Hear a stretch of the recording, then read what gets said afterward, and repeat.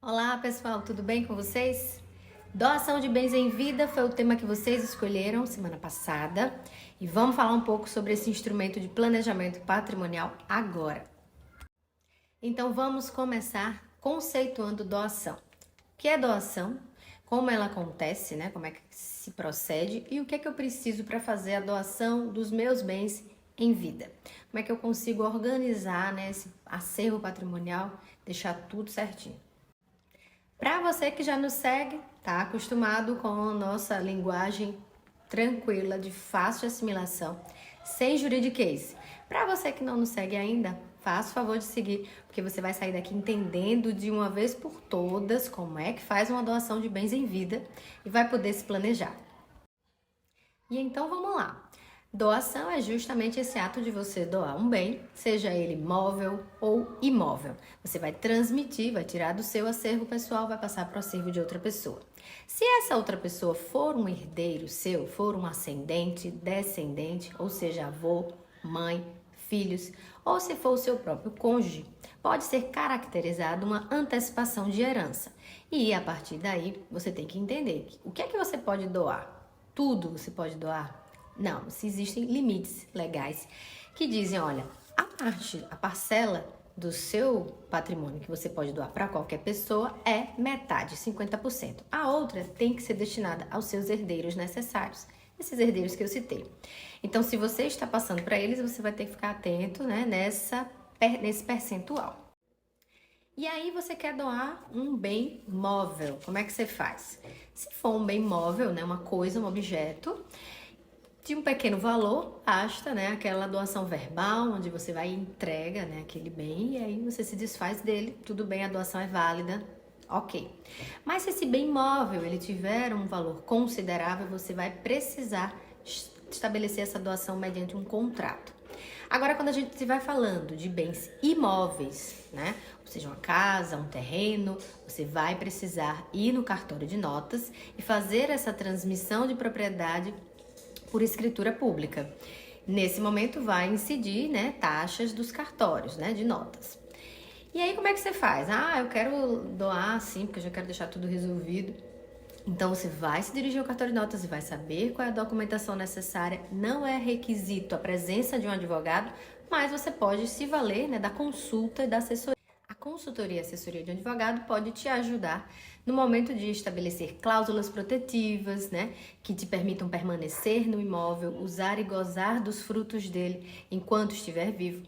Pode te assessorar, né, num sentido de colocar uma cláusula, por exemplo, que impeça que aquele donatário, ou seja, aquela pessoa que está recebendo o imóvel, para que ela não possa vender enquanto você estiver nesse uso e gozo.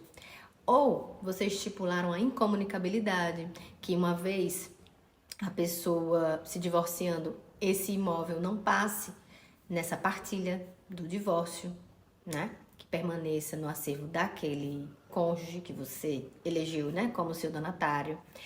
Então, o advogado ele pode te assessorar nessas coisas. Você ir no cartório, fazer pura e simplesmente uma doação sem estipular cláusulas protetivas pode ser muito perigoso.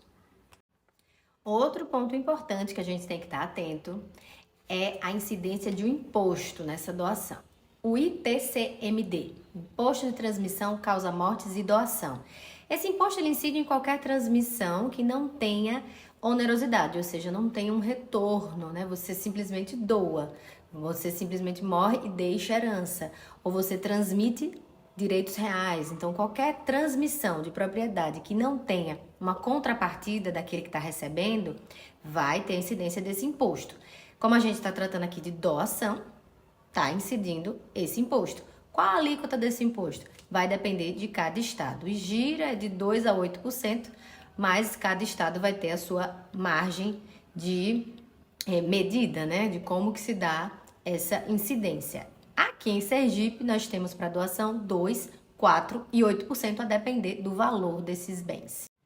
Então, cada estado ele tem uma margem de negociação sobre esse imposto, digamos assim. Porque, por exemplo, existe um limite de isenção e a partir dele iniciam-se as alíquotas. Então, para Sergipe tem um limite X, para São Paulo já é outro. E aí, a partir daí, a incidência de 2%, 4% e 8% aqui em Sergipe. Lá em São Paulo é 4% para tudo, a partir desse limite. Então, vocês percebem que vocês têm que observar a legislação local, né, do estado que está acontecendo aquela transmissão, aquela doação, e também a questão do valor de base, o valor para cálculo dessa alíquota, é o valor de mercado, certo? Então, se você adquirir um bem por X e agora ele vale 2X, vai ser em cima dos 2X que o Estado vai cobrar o imposto. Por isso que quando eu falo de holding, que eu não posso deixar de falar, apesar do vídeo ser sobre doação, eu vou ter que falar um pouquinho de holding para vocês entenderem. A diferença é justamente essa. Se você vai fazer a doação dos bens fora da holding, você vai ter as alíquotas de imposto em cima do valor de mercado, de quanto ele vale hoje, com toda a valorização que sofreu desde quando você adquiriu.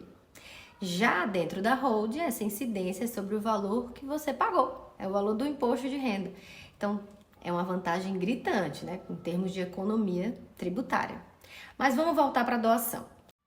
E vamos então finalizar com as vantagens e desvantagens de fazer doações de bens em vida. Vantagens óbvias, né? Que você já vai evitar conflitos, vai poder parcelar os custos, porque você não precisa doar tudo de uma vez, você vai doando ao longo dos anos. E os beneficiários não vão precisar despender uma quantidade maior, né? Vão aos poucos pagando. E, inclusive, se você colocar usufruto, tem estado que permite que você pague 50% do imposto no momento da instituição do usufruto e os outros 50% no momento que esse usufruto finaliza, né, com a morte do usufrutuário, por exemplo. Então, existem essas vantagens de você já se organizar em vida, mas também tem desvantagens. E a principal, eu poderia dizer para vocês, que é você, de fato, se desfazer do bem. Olha, quando você se desfaz do bem hoje, e aí você passa 30 anos, né, sendo usufrutuário, tendo a administração ali daquele imóvel, usufruindo até dos frutos dele, mas você não tem a propriedade mais. Então, se você quiser vender, você vai precisar de autorização dos donos, né, de fato, que são aqueles que você elegeu como donatários. E se eles forem casados, também o cartório vai querer a assinatura desses cônjuges, apesar de não estar estipulado em lei, mas a gente sabe que no dia a dia existe essa dificuldade enfrentada e esses impasses podem gerar conflitos. E você também não tem a disposição 100% daquele bem, e se você não colocou todas as cláusulas protetivas, você também pode ficar em maus lençóis. Então, a estrutura básica de doação é essa, que vocês precisam saber para se colocar, né, pensar, estar atento nas situações do dia a dia que envolvam doação. Eu trouxe aqui para vocês e eu espero que vocês tenham compreendido, mas caso tenha ficado alguma dúvida, não deixa de colocar aqui nos comentários e continue nos acompanhando para a gente esclarecer ainda mais instrumentos de planejamento patrimonial e você vai perceber qual que é o melhor e o mais adequado para a sua realidade.